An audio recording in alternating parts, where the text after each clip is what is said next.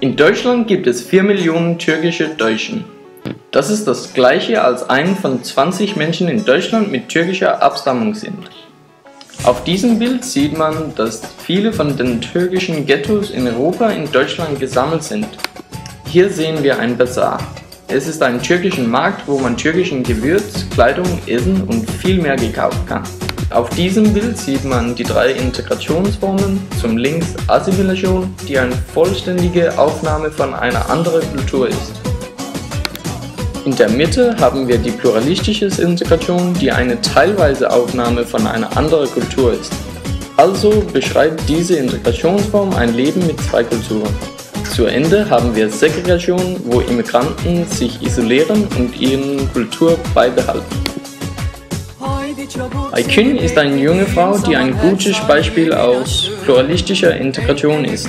Sie lebt in Deutschland und hat eine Mischung zwischen 2 Kulturen schön gemacht, Deutsches und Türkisch.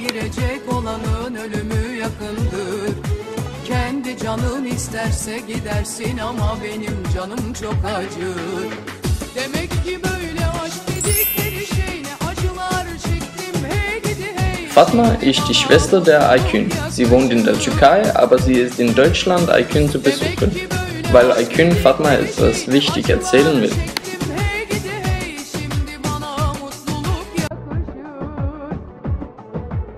Gitme be daha dur akşamın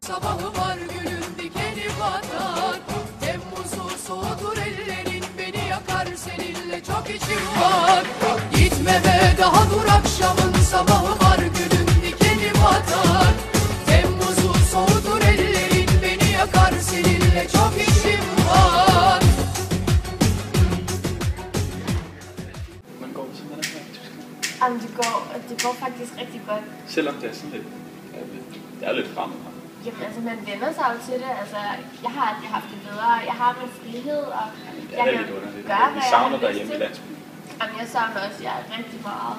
Men det er bare, der er bare en helt anden atmosfære her, og en helt anden kultur. Sidder i landsbyen?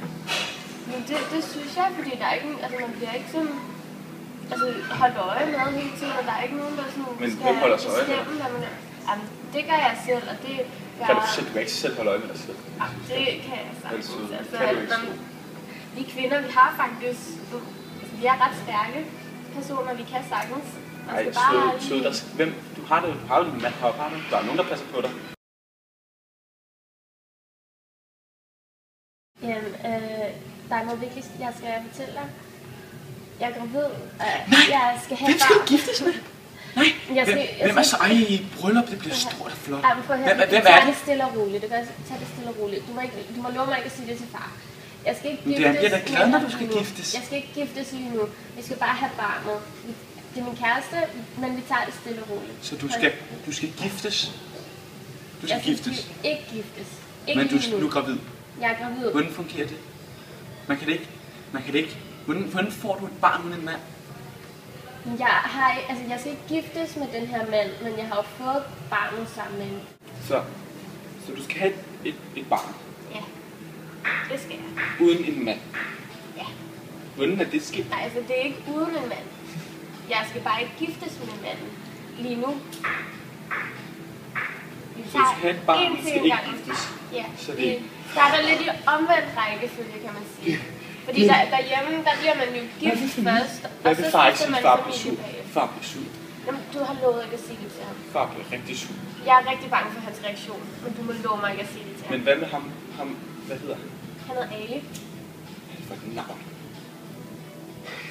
Hvor kommer han fra? Men han kommer også fra Tyrkiet, ligesom os. Det er hans ære. Men altså, æren betyder ikke så meget for os mere, fordi vi bor i Tyskland. Vi er jo tyskere og tyrkere. Men kan han forsørge jer? Jamen, han er kørelærer. Han kan sagtens forsørge os, men jeg har også tænkt mig at skulle arbejde.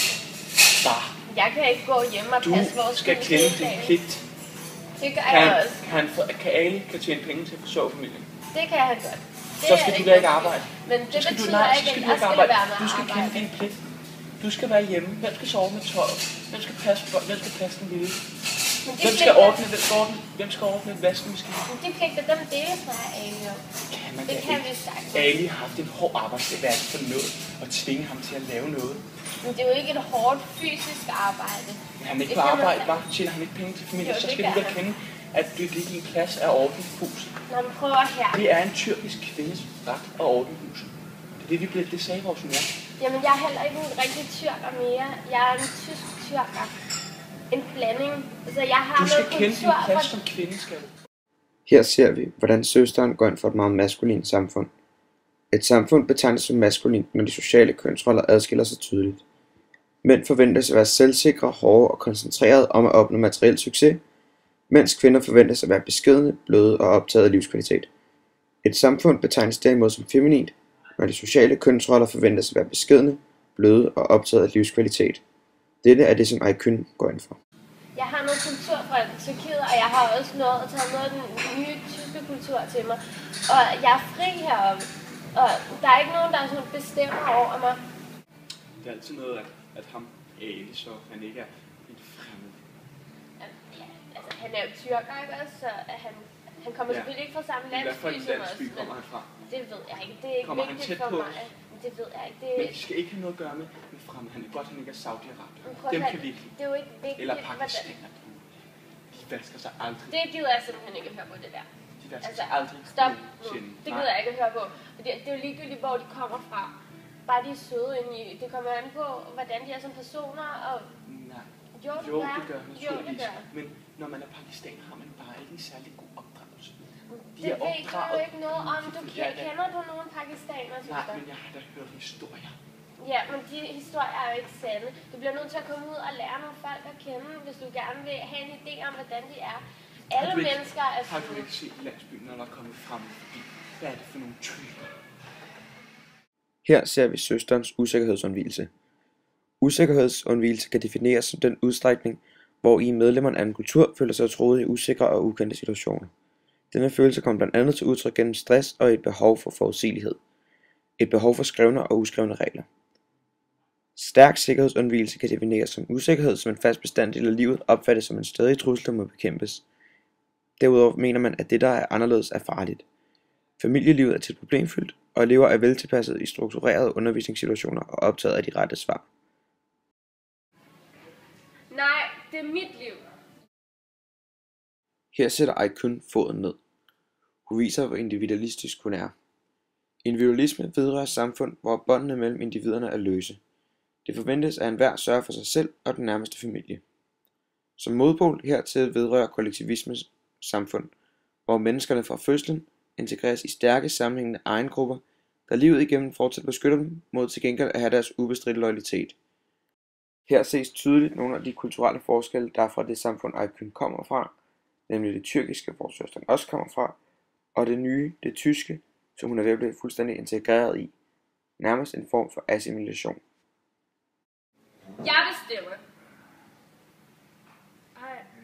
Ej, prøv at mærke, den sparkede lige. Det har den aldrig gjort før.